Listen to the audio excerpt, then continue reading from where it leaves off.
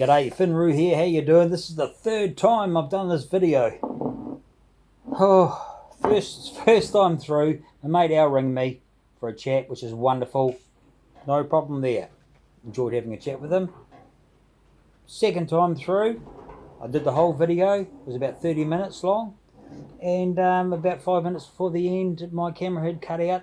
I don't know why it does that, but so this is the third time through. I'm very tired. I've only had a banana for breakfast. It's about 2:30 in the afternoon. He's looking at it. He doesn't even have a watch. So anyway, let's get on to this Homebrew Wednesday. Welcome along to Homebrew Wednesday number 22. He's just hoping he's got that number right. Doesn't matter.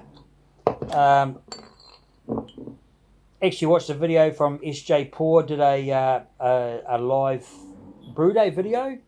That guy, he's a legend. He's the Homebrew Wednesday king. He's the one who started it all.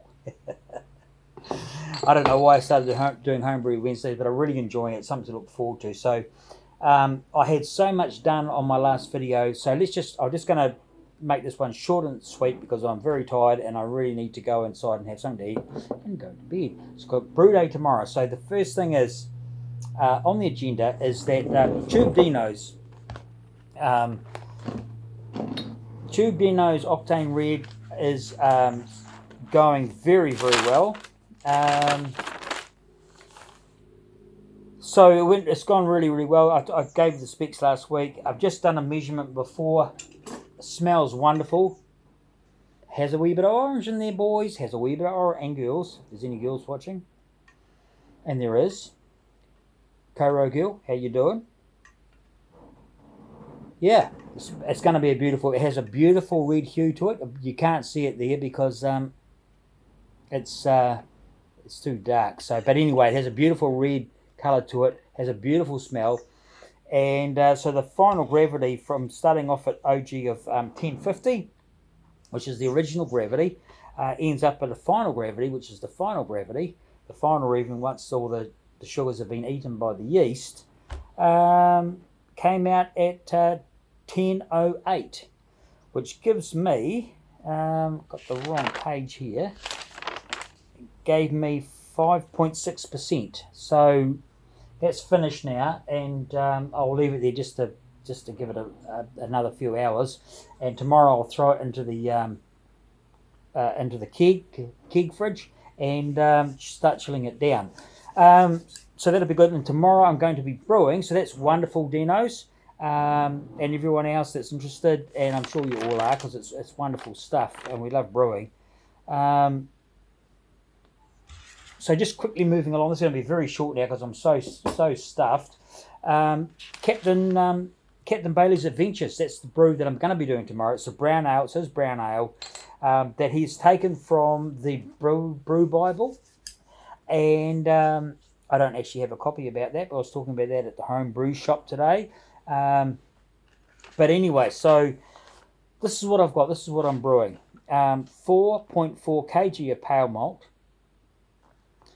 225 grams of crystal 40, which is like a medium crystal from what we use, a medium crystal 40. 115 grams of light chocolate. So that's chocolate here. That's Bedfield's is the chocolate. Light chocolate is everyone else's chocolate. And I've decided, for no reason in particular, but because it's the way that I roll, to add 200 grams of wheat malt to it.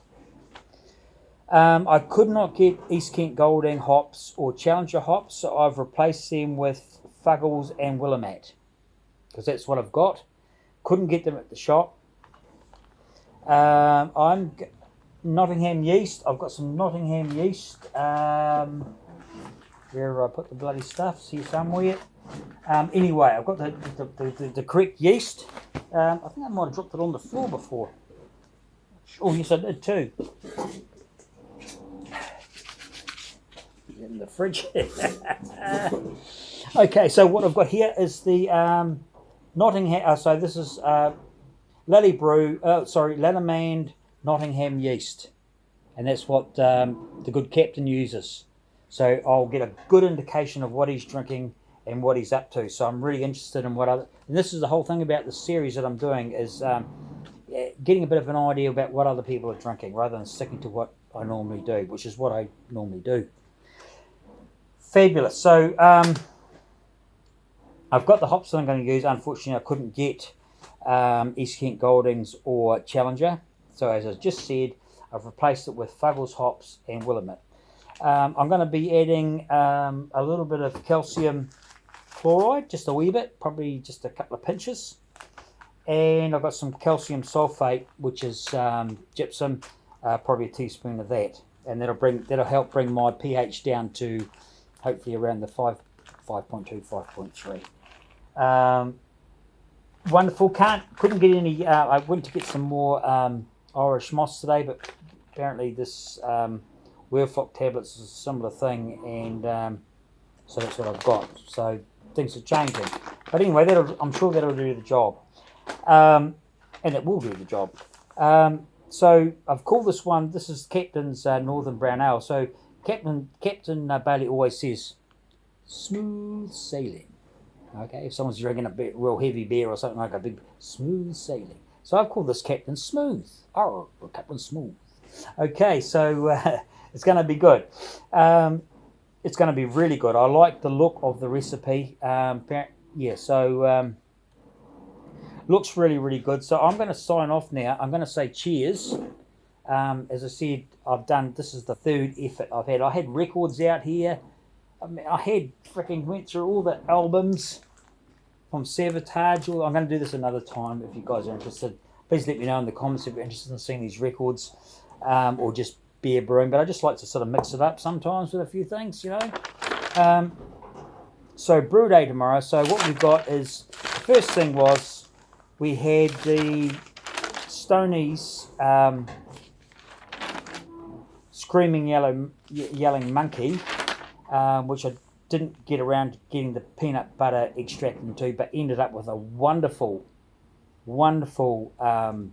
oatmeal stout, which is, I blew the keg a couple of days ago. It was wonderful. It was a beautiful beer. Thanks for that, Stoney. Wonderful stuff. Great brewer.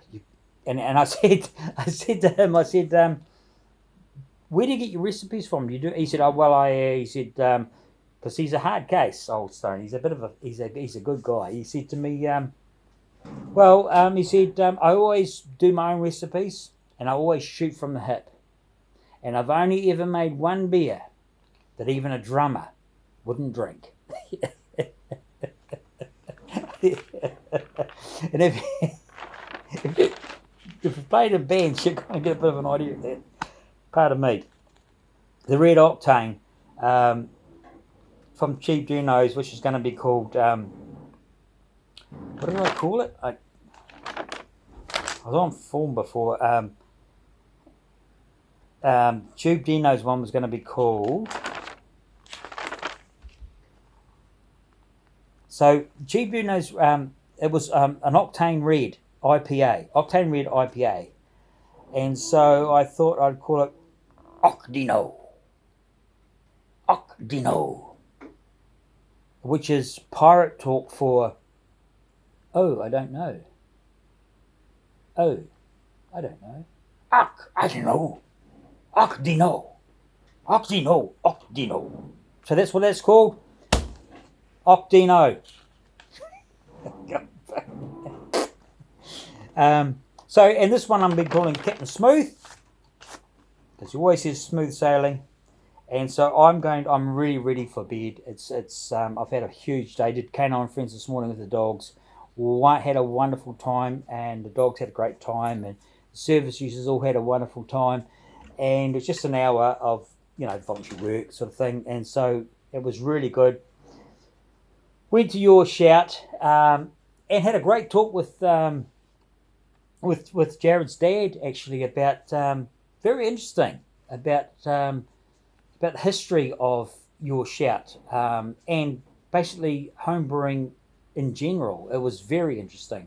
You go back to the time when people couldn't get grains. All they could get was really bad extract brews. That when we're talking, I don't know what we're talking here.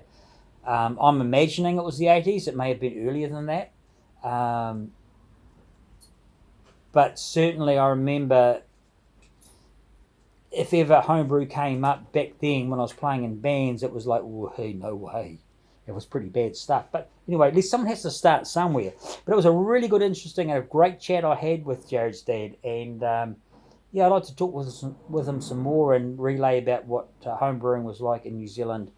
And cross that would be bloody 40 years ago now. 42 years ago in the 80s. That's incredible. So cheers, and what I'm drinking here, so this is my third time through, so let's quickly, I'm drinking Panhead Stout, and it's called Blacktop Oat.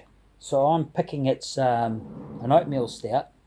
I've had a really good day today. I've been, I've been on top of my game. I've been really getting quite passionate again about my brewing, especially with this, finding out what other people are brewing and what they're doing. So cheers. So this is this beautiful Panhead Stout. So I'm on my last one now. 1, 2, 3, 4, 5, 6.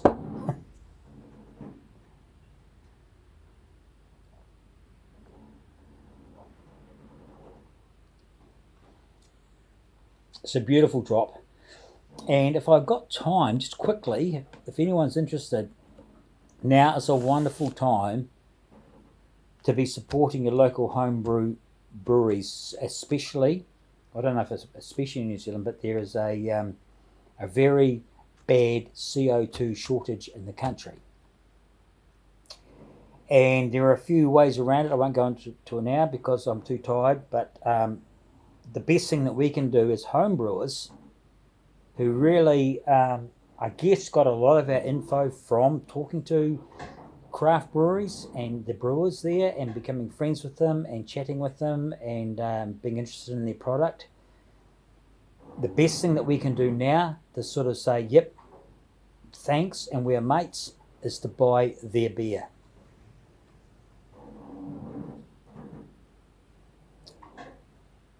Go and support your local craft breweries. For me, this is great. Panhead's great. But for me, it's Wigram all day long. They are my local craft brewery. They're the guys that helped me out when I was in need of something to do with my life, and they took me in, and I was able to spend 2 or 3 years just cleaning up after them and joining in conversations and talking breweries, talking beers, and it made a huge impact on my life being able to just go in there, do some voluntary work, and being part of the community. So don't forget the craft breweries that got all this started for home brewers. Okay, so go and support them. Make sure, you do your home brewing, fabulous. But go and buy a few riggers, a few dozen of them, because they will appreciate it. And it's, you know what, guys, home brewers, it's payback time now. So let's do it. Cheers. You take care.